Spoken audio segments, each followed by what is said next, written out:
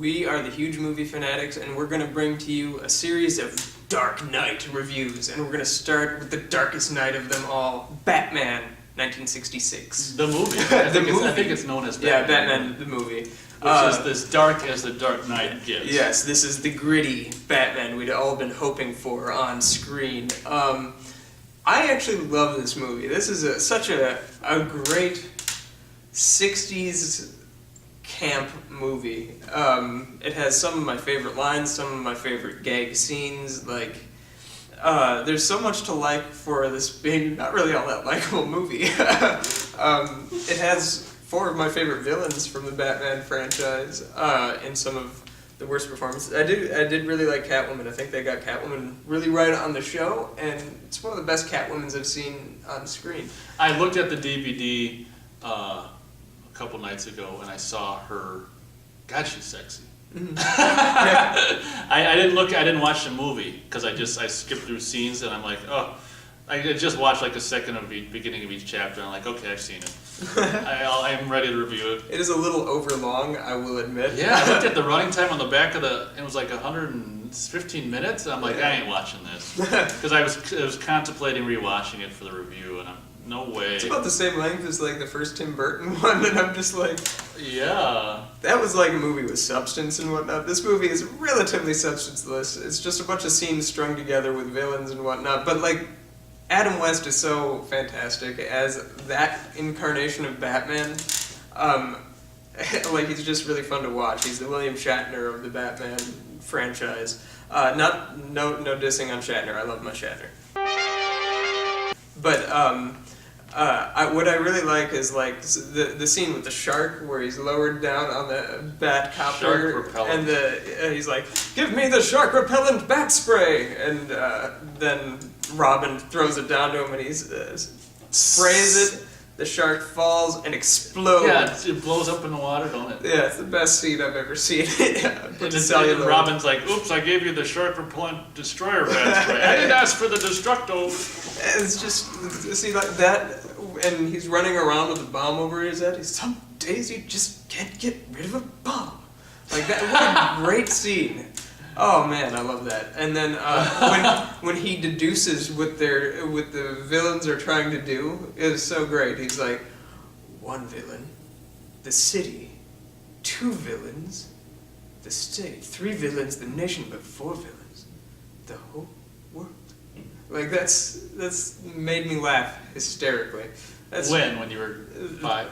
Still, like that. I watch this movie from time to time. I love it. I'm a fan. I'm giving it far more than it deserves, but I'm going to give it 3.5. It's really entertaining. I completely agree. I mean, even if something's stupid, if it's entertaining, that's the bottom line, entertaining. Yeah. And that's why I like so many dumb horror movies, because like New Year's Evil. I mean, entertaining is the bottom line. Mm-hmm. And this movie like really captures that. And I love the guy playing the Riddler. I can't remember his name.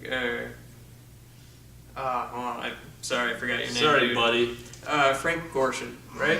I don't know. Frank Gorshin. And then I'm a huge fan of the Rocky franchise, particularly the first one. And my favorite character in that is Mickey, and he plays the Penguin in this. And man, he is so good. Yeah, Cesar Romero is so great. Cesar Romero's Joker is probably the forgotten of the bunch. I was kidding. He's referring to Burgess Meredith. Okay. And he's great, man. Burgess Meredith is amazing. I love that man. You know, I met him actually. You met him. Okay. I was just going to give you a story about someone who met him, but that's not as good as him meeting him. So never mind. I met him, and when he passed away, my picture with him was in the paper. Like they had like. Do you still have that? Yes, I do. I actually have it in my copy of Batman. We're gonna put it at the end of this. Can you get it to me via email, or you don't know where it is? It's in a warehouse thing. I'll see if I can have another one. It's in your storage? Yeah, it's in my storage. If he can find it, we'll put that picture at the end of this video. I have like a week. I can do this. I can get it to happen.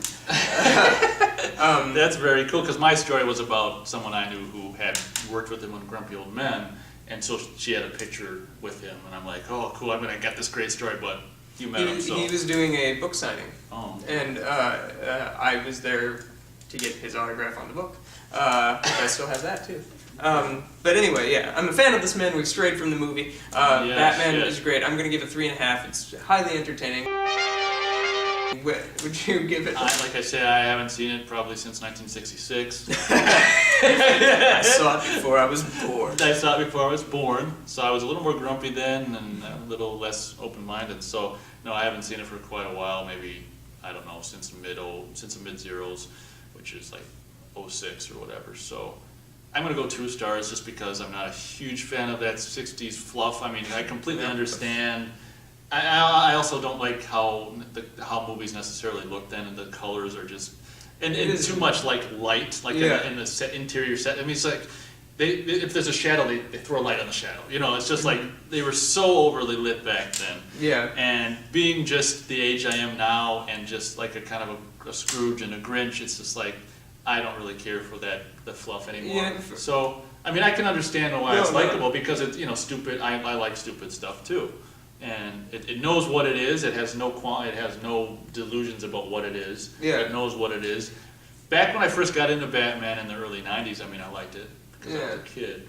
The thing that's interesting with it is that like I'm a huge hardcore fan of the comic books, the source material. Yeah, and like the other Batman movies, like when they even take a slight step away from the source material, I'm like condemned.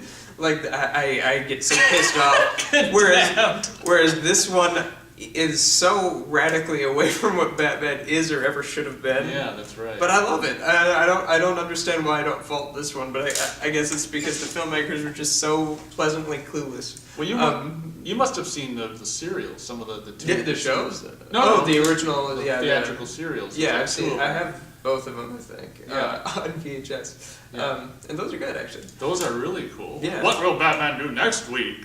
Yeah, those are good. But I like those more than. I mean, those are 60s. Those are probably closer to Batman than this ever was. There's an interesting thing to keep along with this incarnation of Batman. There's this. I think the comic book was called like Infinity or something like that. But what the characters did was they traveled to different universes and whatnot, and they'd encounter like dinosaurs and whatnot. Well, they traveled into Gotham, but they were traveling through time in Gotham, and they were encountering different versions of Batman. So they found 60s Batman who's like, Robin, no, can you see them there? And like, he was Well, Adam West is so shockingly like in that role. So then, all of a sudden, like they switched from that Batman to the Frank Miller Dark Knight, the brute beast who's like, I'm gonna kill you, kind of Batman that's just like this visceral monster. And then they'd switch to like the detective one that everybody's sort of grown familiar with, and then the 90s cartoon Batman, which is great. Like it was a one-shot issue where they just encounter all these different incarnations of Batman, and they united them in one story. It was so neat. I loved that. But they acknowledged this Batman, which I thought really was kind of cool. And this was a Batman that you did see in the 60s comic books. To some extent, that's largely the forgotten stories, but so anyway, there you have it. Batman, I think we've talked about this. Yeah, I've said all I've had to say. So there you have it. Holy jeepers, pow, bangs, splat. Zocco was my favorite one. You like Zocco? Yeah, he hit somebody on the submarine and it goes, Zocco! And I'm like, well, they were running out of sound effects. Yeah, I guess so. All right, we'll catch you later.